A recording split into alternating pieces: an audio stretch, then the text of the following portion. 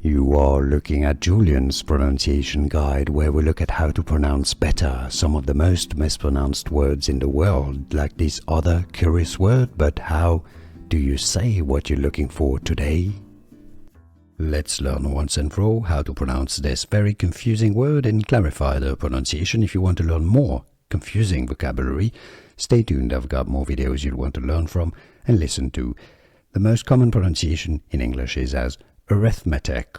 Okay, that's British English, and that's as a noun. All right, arithmetic.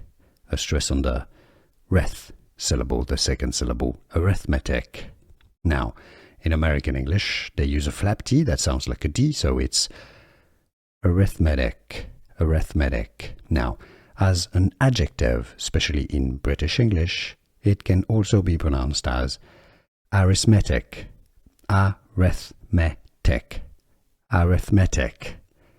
So, arithmetic, arithmetic, or arithmetic. And now you know. Here are more videos on how to pronounce more confusing words and names too many mispronounced. Like this video if you found it useful. I appreciate your support. I'll see you soon and thanks for watching.